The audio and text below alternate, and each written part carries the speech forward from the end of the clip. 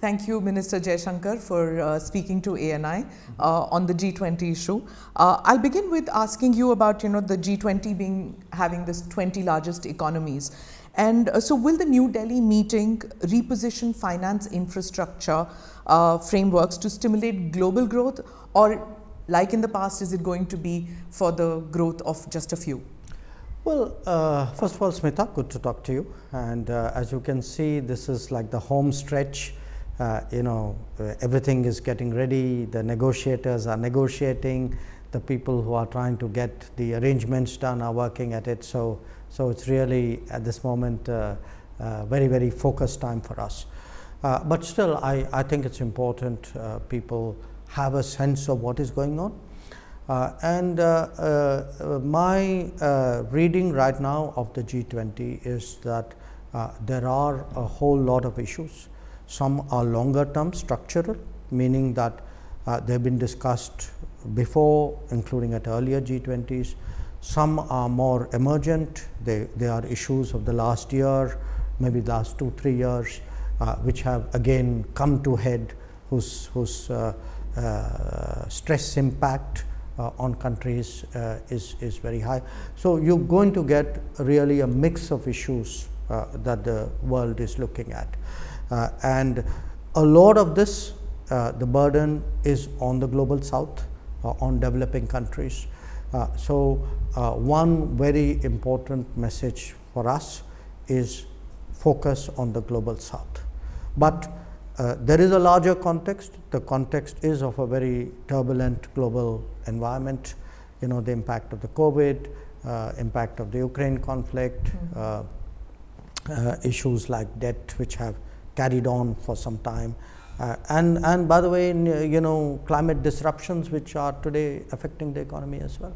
I'll come to global south because you spoke about that post BRICS also. Sure. I'll come on that, but first I'd like to ask about whether the fact that President Putin and President Xi are not going to be present at the New Delhi meet, has that cast a shadow on the summit?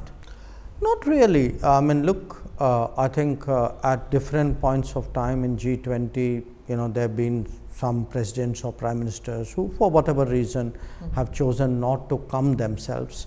But that country and that country's position is obviously reflected by whoever is the representative on that occasion.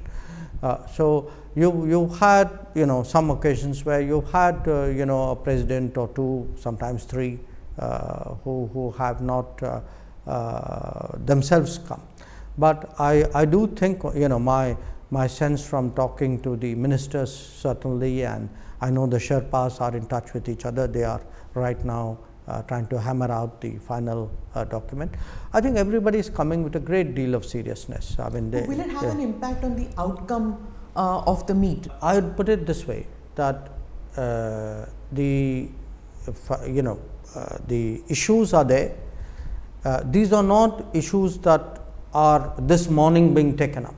I mean, there's a whole gestation period of 8-9 months where at different levels ministers or officials have tried to progress an issue. So this is like a culmination.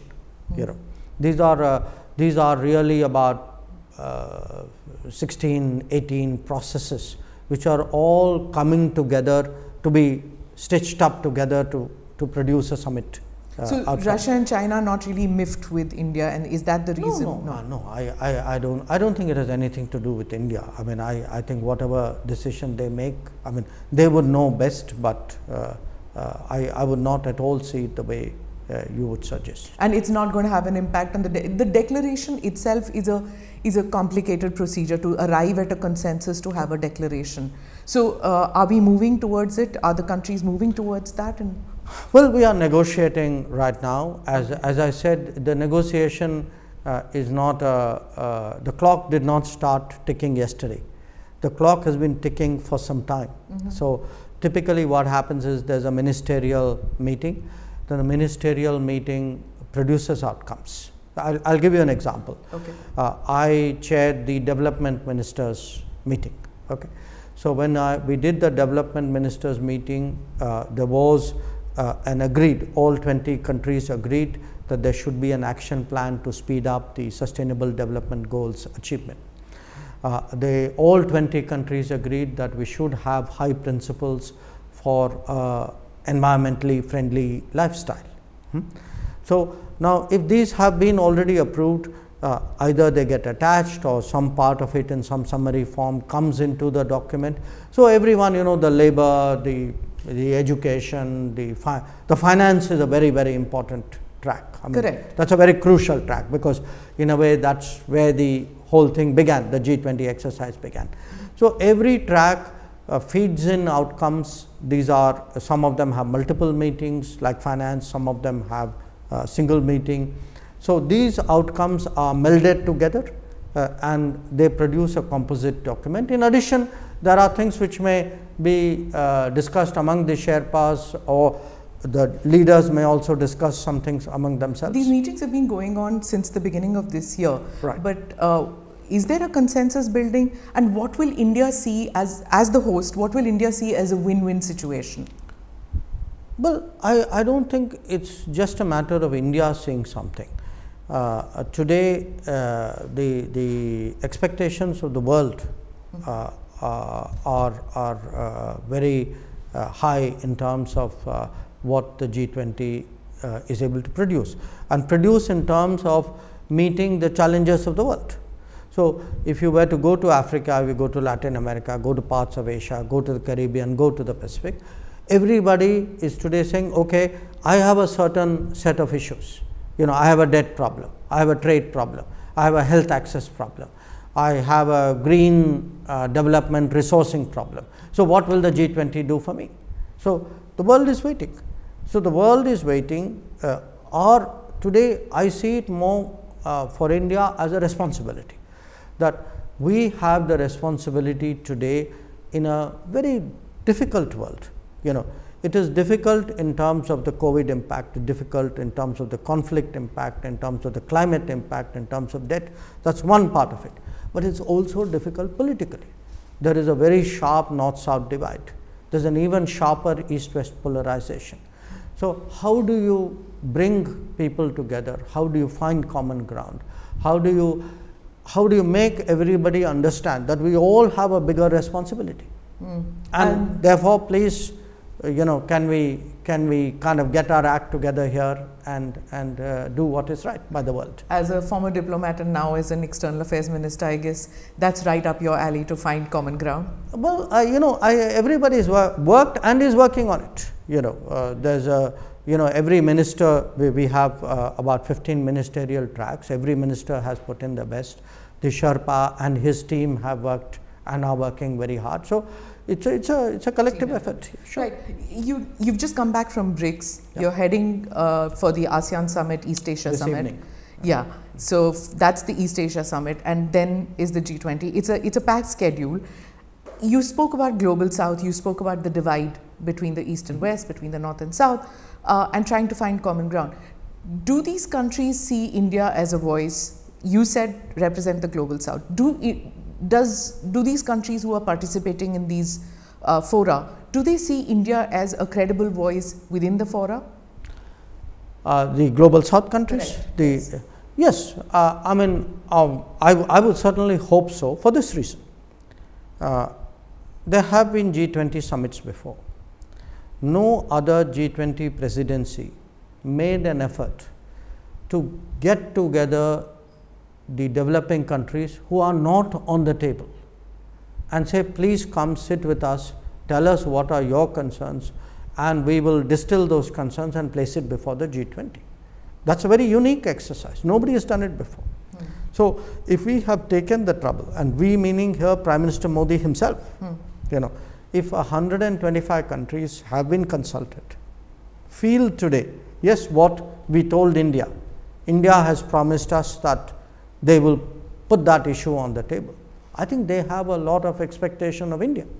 And as far as the rest of the G20 is concerned, they know that, look, we have always in G20, outside the G20, India has a reputation of being a very constructive player, someone who bridges divides, who kind of somewhere helps to fix problems. So there's a lot of goodwill that we have, and again I stress to you, I am confident that every one of the G20 coming to Delhi will understand the responsibility that they bear, will understand today that the other 180 countries of the world are looking to them to set directions, and that they cannot afford to fail them.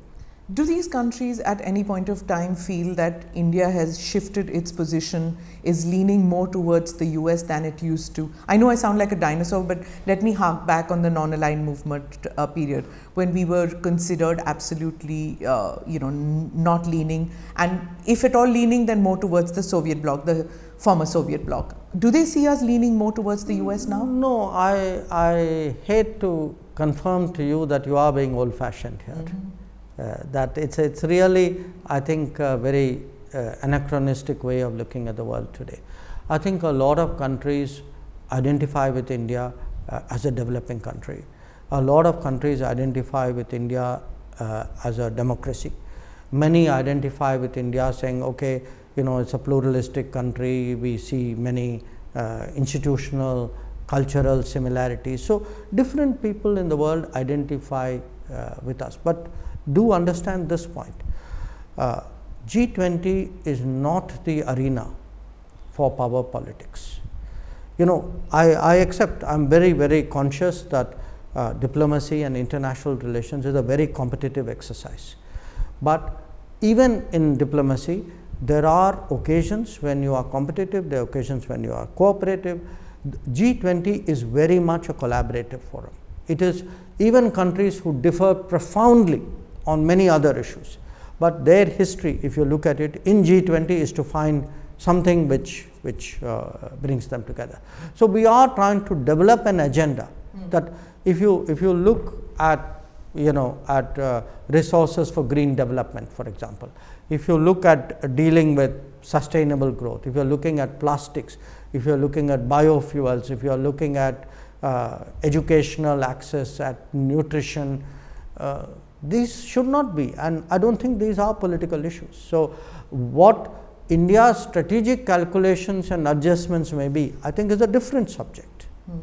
But I've covered G20s earlier, and whenever there's a summit meeting, the presence of the American president kind of overshadows the other heads of state, and it can be something very small like the cavalcade going, and then everybody is made to wait for the US president to go forward. So do you think that the fact that President Biden is going to be here for 3 days in India, is that going to impact on the other countries feeling that India as a host country is again paying too much attention? No, I just think you're going on a wrong track here.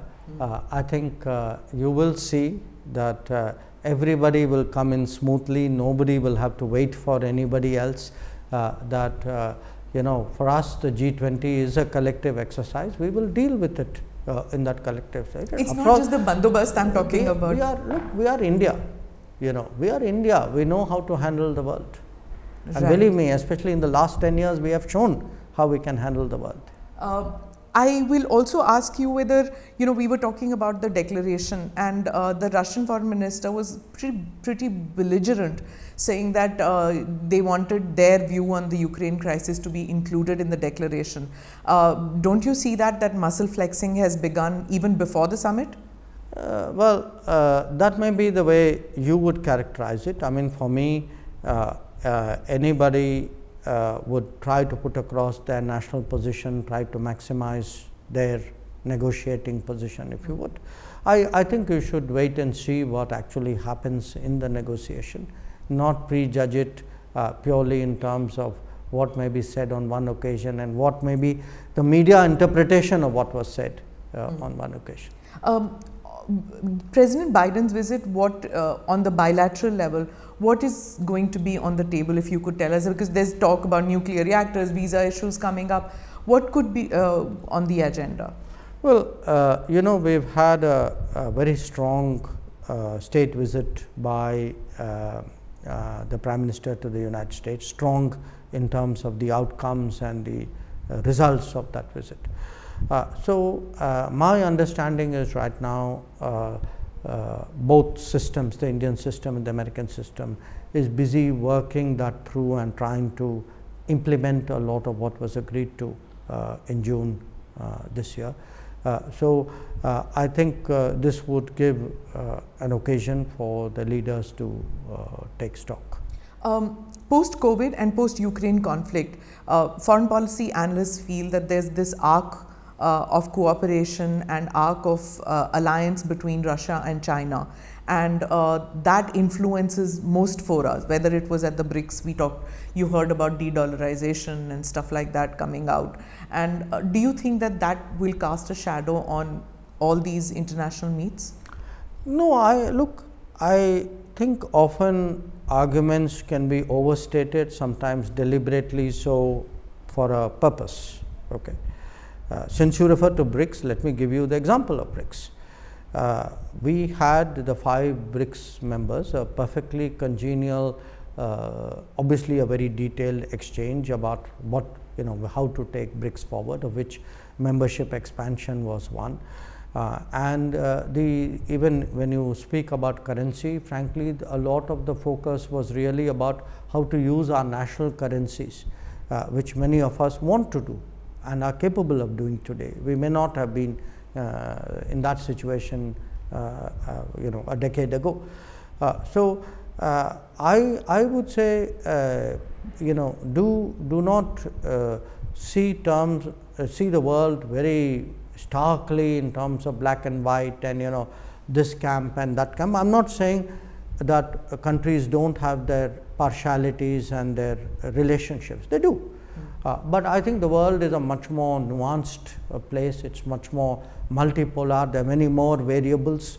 A large part, even say again in BRICS, would have been, what are the views of South Africa? What does Brazil think? How, where is India going? And then you find some kind of landing point. I mean, if you look even at last year's BRICS, I mean, there were a whole lot of countries. You can broadly call them countries in the middle, and Indonesia and India, Turkey, South Africa, Brazil, Saudi Arabia, who all had their views and did what they could really to arrive at a consensus. And I think to what do you attribute this this change? Where you saying that there is multipolarity and they're finding a voice to speak in spite, and it's not stark like what you're saying. Because I think over the last many years, especially maybe over the last decade, perhaps a little bit more, the relative economic weight of countries have changed. The relative political confidence of countries have changed. The relationships, especially of the major powers and the middle powers, has changed. So if you looked at it earlier on, it was like very tight groupings and, let us say, particularly in the Western world, a very strong alliance structure. Today, I think the world architecture has opened out very much more. So you have many more independent countries. They could be independent at a global level or a regional level or even in the neighborhood level. I think the world is changing, and the G20 itself is actually the best statement of it. That there was a time, after all, we left everything to the G7. Today, the fact that you have G20, I mean, G20 is today seen as the premier global forum. After all, just think in the last year, compare the G20 meeting to anything else, which has happened, a NATO meeting, I don't know, a SCO meeting, a BRICS meeting, a Quad meeting, a UN meeting. Nothing has evoked the kind of attention and focus that a G20 meeting has, because the world recognizes today that this gathering has a very exceptional importance. Is that the reason, or is it because you made it into such a big thing? I mean, everybody is talking about it. Even the Indian opposition says that it was earlier, the summit meetings used to be done in a very quiet manner, very classy manner in Vigyan Bhavan, in Lutyens, Delhi, and now the BJP has made this into this big thing, not sticking to one city, going to several cities. Whose plan was this, and did you take other G20 nations in the? See, if somebody felt that they were most comfortable in Lutyens Delhi or completely comfortable in Vigyan Bhavan, that's their prerogative. That was their world. So yes, you have had summit meetings where the impact of the country probably went 2 kilometers on a good day out of Vigyan Bhavan. This is a different government, it's a different era, it's a different thought process. A Prime Minister felt, and all of us have worked in that direction, that the G20 is something which should be treated as a national endeavor, that different parts of India must have a sense of participation, and that this is something which has been truly, I would say, non-partisan. If you look actually at the G20 events, a lot of it were held in states which are not ruled by BJP governments. They are ruled by governments in the opposition. And you can see the result. I mean, to me, one of the big pluses of the G20 is really how much more interested the people of India, especially the young people of India, have got in foreign policy, and they need it, because look, this is a globalized era. This is an era where the opportunities can be very global, where the problems also, as we saw during COVID, can be global. So we need to, as part of the transformation of India, we need to create a global awareness in this country, and I think the G20 has been very, very helpful in it.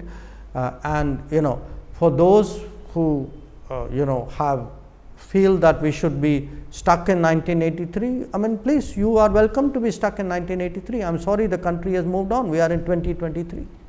This people's participation, which has become really the hallmark of this G20, it was very unlike. I've been to the Bali meet, which was restricted in. I've been to the last 10 G20s, and I can vouch for it. Yeah, sure. I've been to the G20 in London too. It was not.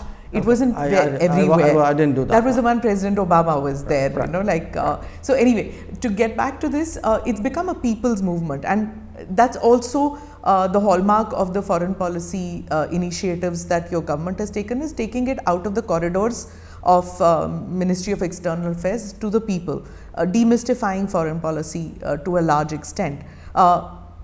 Is that a political need? Is that something that your government decided to do that? Why did you take G20 out?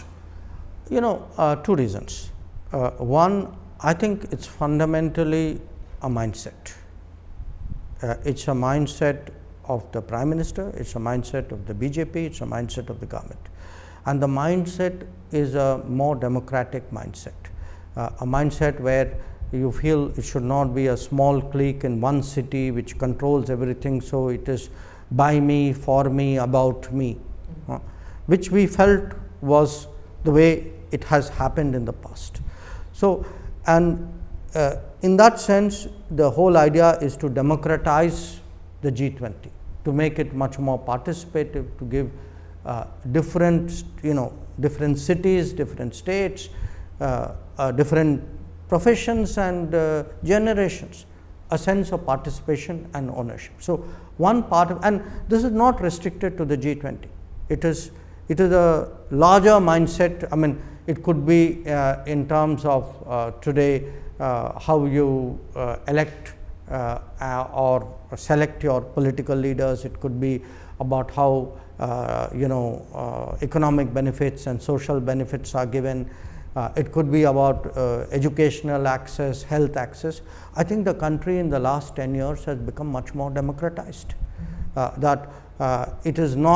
It isn't in the capital, it isn't only in the metropolitan cities, it isn't only even in the big cities. You've taken it out. You've taken out anything good which has happened in this country has been taken out to the entirety of this country. So that is one reason. The other reason is what I told you, which is it's absolutely essential that today's India must develop sharper global awareness. Global awareness, because we do see, when Prime Minister speaks about Amrit Kal, that we have this 25 years where enormous possibilities are there before us, but those possibilities are realizable only when you understand the world. Right. So, India is occupying a prominent place at high tables, whether it was at BRICS, you're going to Jakarta there at the Asia Summit, and then at G20. By doing this, we are discussing issues for global issues, what matters to countries of the South and everywhere. But the opposition says that you have lost focus on our neighborhood. Even though you have a neighborhood first policy, relations with Pakistan has taken a downturn. China, you yourself said we have abnormal relations. Has focus shifted by us looking at the big picture? So why don't you ask people in Sri Lanka? What do they think about the neighborhood? Why don't you ask people in Bangladesh? Why don't you ask people in Bhutan and Nepal? Do they feel that today India is doing more? Is India more reliable? Is India more relevant? You will get a very different answer. Now, if somebody says that the proof of a good foreign policy is to carry on with Pakistan as though a big terrorist strike hasn't happened and that's par for the course, then I'm sorry, they have a different worldview. That's not the kind of neighborhood first policy that we are running. And at the G20, you will be speaking about the neighborhood too? No, the G20 is about global. Look, do understand, the G20 is not an international peace and security forum. Economic. The G20 is about global growth and development. So we will be taking a global economic sort of perspective. So now the latest issue about G20 is the invitation card which says Bharat and not India. Now that is the latest thing, that is G20 going to reposition India as Bharat and not India as India? No, India, that is Bharat. It is there in the constitution. Please, I would invite everybody to read it. So it's not something which is new, it is something which existed in the constitution, and so you didn't do, it's not a new roll of dice. No, I think when you say Bharat, in a sense a meaning and a understanding and a connotation that comes with it, and that is reflected in our constitution as well. Right. So in conclusion, I just want to ask you in one of the interviews recently, you said that when the Chandrayaan happened and you were in Johannesburg, there are people who came to the Prime Minister and said that what India has achieved is like our achievement too. So why do you think that happened? I would say it happened partly because we are able to evoke a very strong sense of global solidarity. That the feeling is in many ways that people empathize with us. They feel, okay, if we are doing well, somewhere it gives them satisfaction. They feel a connect with us. Why do they feel that connect with us? Maybe it's also our record. It was multiple leaders, because in fact I remember saying in public that Prime Minister actually had to walk the entire room because everybody stood up and wanted to shake hands with him and to congratulate him. But part of it is also, if you look at the last 10 years, people see that it could be COVID, it could be as in the case of Sri Lanka, their economic distress. It could be what happened when natural disasters. That sense today that here is a country with a large heart, which is willing to put its capabilities forward. And I would say today, the fact that we have got the right balance between national interest and international responsibilities, that is one of the successes, I would say, of our foreign policy. That how do you actually get both, and the neighborhood is a very good example. That is a good example of our national interest, but it is also a very good example of how our neighbors have benefited from the prosperity and the capability of India. I hope I can interview you before the general elections, but just in conclusion, tell me, usually just before general election, the year before general elections, foreign policy goes to the back burner and everybody just kind of relaxes in the Ministry of External Affairs.